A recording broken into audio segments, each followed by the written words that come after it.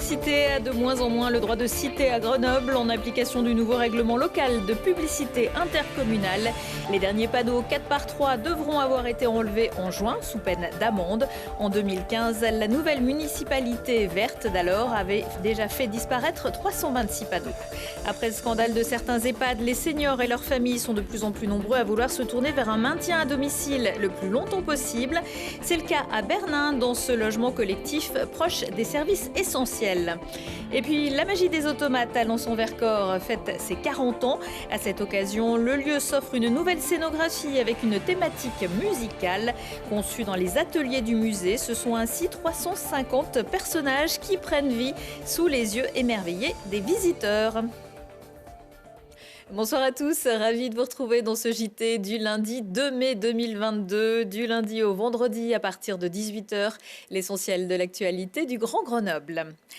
Éric Piolle jette un burkini dans la mare, comme il l'a annoncé entre les lignes la semaine dernière dans un courrier au président de la République. Le maire de Grenoble devrait soumettre au prochain vote du conseil municipal le 16 mai la modification du règlement des piscines qui autoriserait le port du burkini, ce qui depuis n'a pas manqué de faire des vagues. Et pas que parmi les élus de l'opposition municipale.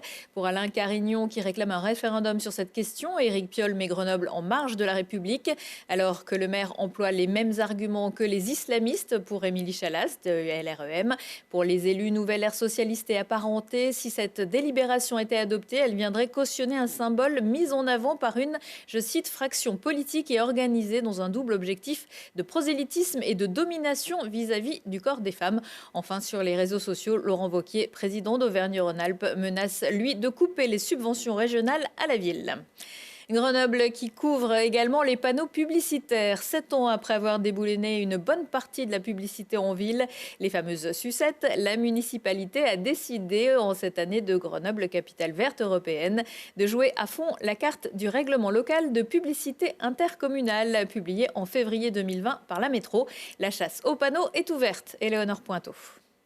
Moins de publicité et plus de verre grâce au règlement local de publicité intercommunale mis en place par la métropole grenobloise en février 2020. Le RLPI est une règle du Code de l'environnement.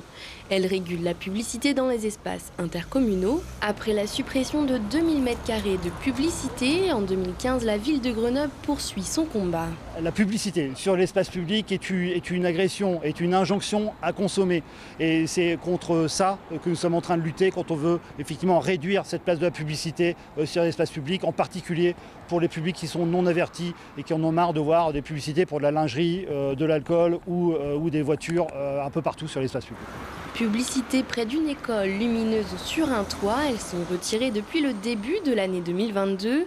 Les grands panneaux de plus de 4 m² sur des espaces privés sont interdits. Les dernières entreprises ont jusqu'au mois de juin pour les déposer à la ville de Grenoble. Alors 117 panneaux ont été déposés, 8 panneaux posent encore souci pour lesquels on n'a pas de nouvelles. 11 vont être déposés pour lesquels on a des nouvelles ou vont être déposés ou vont être mis en conformité, c'est-à-dire vont passer de 12 à 4 m². Une perte financière qui ne concerne pas la ville, mais les copropriétés, celles qui mettaient à disposition leurs murs. Au total, la publicité est interdite sur 90% du territoire grenoblois, un souhait de la majorité de la ville de Grenoble. On fait mieux, on fait plus que ce qu'on faisait avant grâce au RLPI. Et puis bien sûr, on est complètement conforme à ce qui sera fait partout sur la métropole. Sur l'espace public, une cinquantaine d'arbres ont été plantés pour remplacer les panneaux publicitaires.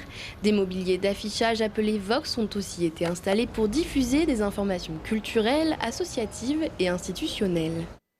La publicité qui a toujours cours dans les abribus en raison d'un contrat liant le SMAG à l'entreprise JC Deco, mais plusieurs dizaines ont disparu ce week-end après une action Respiro d'Extinction Rébellion.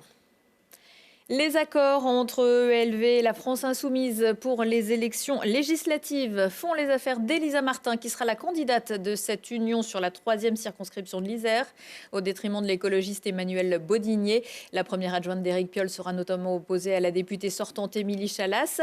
LREM avec Olivier Véran, qui se retrouvera également face à une candidate de l'Union populaire, Salomé Robin, sur la première circonscription. Les écologistes n'auront en revanche pas d'adversaire LFI sur les 3e, 8e et 2e. Cette dernière où le communiste Pierre Labrier a déjà bien commencé sa campagne. Pas de malaise, mais de nouvelles plaintes pour piqûres ont été déposées ce week-end à l'hôtel de police à Grenoble par 4 étudiants, 2 filles, 2 garçons âgés de 19 à 21 ans. Les faits se seraient déroulés vers 2h45 dans la nuit de vendredi à samedi au Chamois d'Or, une salle où les étudiants organisent régulièrement des événements.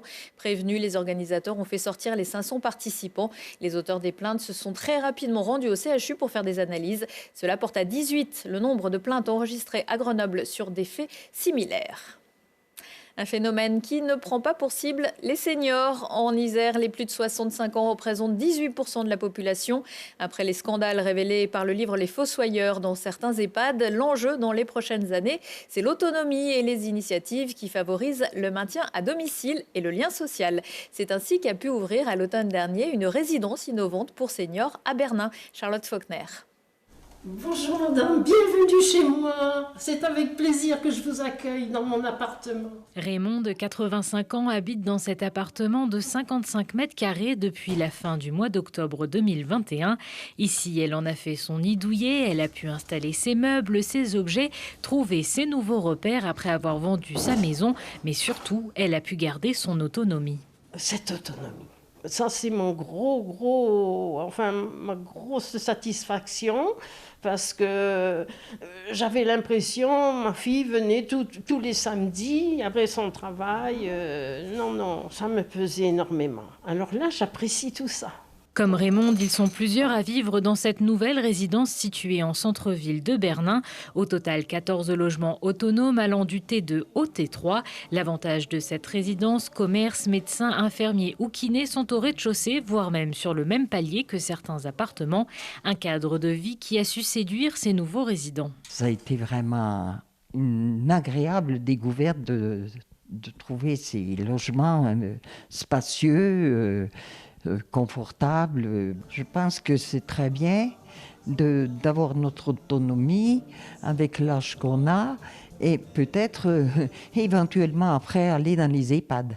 Mais je pense que c'est un bon moyen d'éviter l'EHPAD. Cette résidence, la commune de Bernin l'avait imaginée depuis 2014, une résidence qui a vu le jour dans un endroit stratégique. Le projet initial étant de pouvoir vieillir en autonomie et dans des conditions les plus favorables possibles. L'idée que aussi la résidence se trouve en plein milieu du village. Donc du coup, voilà, c'était la proximité de tous les services pour ces personnes et qu'elles n'aient plus besoin, parce que souvent elles habitaient de manière isolée dans une maison individuelle, et c'était l'idée qu'elles puissent faire tous les actes de la vie quotidienne sans avoir besoin de personne. Autre atout des lieux, une salle partagée entre les habitants que la municipalité a achetée pour faire vivre le lien social de cette résidence. Un endroit où Raymond, Marie-Claude et leurs voisins pourront se retrouver pour partager des moments ou simplement pour jouer aux cartes. Des solutions pour mieux vieillir à domicile, ce sera le thème du prochain numéro de Check-up. Première diffusion demain mardi à 13h. L'activité physique, c'est bien sûr une des clés de la longévité et de l'autonomie. L'actualité des pros, c'est avec Lucille Dailly qui revient sur les résultats du week-end des Isérois en basket, foot, rugby féminin et judo. Jusqu'où iront les basketteuses de la Tronche-Mélan? Au sommet de l'ascenseur émotionnel, elles y sont déjà. Après avoir piétiné en début de saison, elles ont enchaîné les succès sans trembler jusqu'au play-off. Après Reims en quart, c'est Strasbourg qui tombe en demi contre les Mélano-Tronchoises. Les voilà en finale de Ligue 2 féminine contre Toulouse. À la clé, la montée dans l'élite pour le BCTM.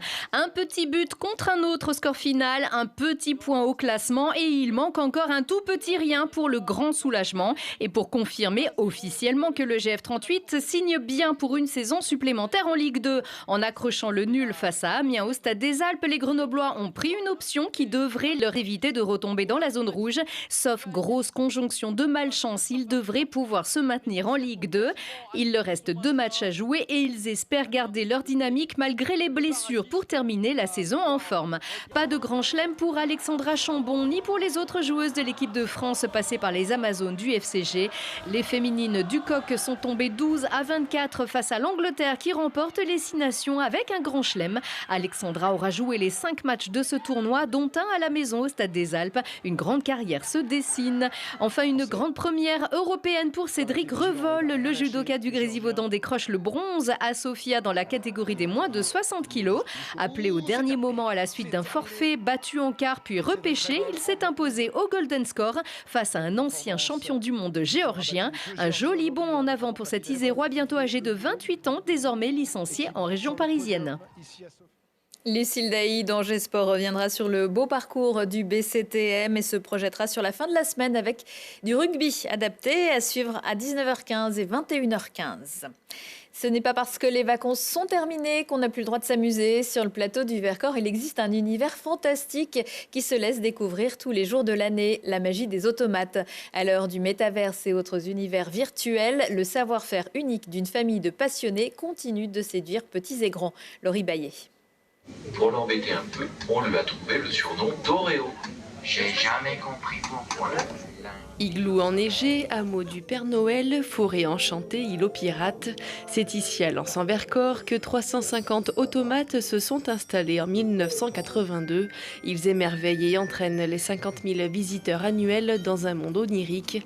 La mécanique animée, c'est avant tout une histoire de famille. En 2008, c'est le fils d'Alain Bardot, Antoine, qui reprend l'affaire et pérennise le savoir-faire local. Un automate, c'est tout simplement un personnage qui bouge tout seul grâce à de la mécanique. C'est quelque chose de très simple.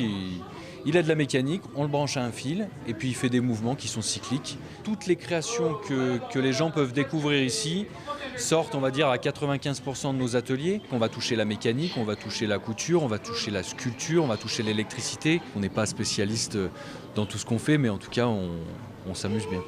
La magie des automates, c'est 1500 mètres carrés de visite où se succèdent différents tableaux depuis 40 ans et une nouvelle scène 2022, la fête de la musique dans les nuages. Toute la scénographie, c'est l'éclairage, la musique et les personnages et les décors. Et c'est vrai que la musique, on voulait que ce soit le personnage de la scène, avec des souris qui dansent, avec une autre souris qui joue de l'orgue de Barbarie, et un voisin, comme toutes les fêtes de la musique, qui regarde par la fenêtre et qui se dit « mais qu'est-ce que c'est que ce bazar encore en bas de chez moi ?» Avec des ratons laveurs qui chantent, des instruments qui jouent tout seuls, voilà, pour emmener les gens dans un univers de rêve. J'ai adoré l'intérieur, c'était trop beau. On a vu des pirates, le Père Noël. On a vu des lutins. Des schtroumpfs.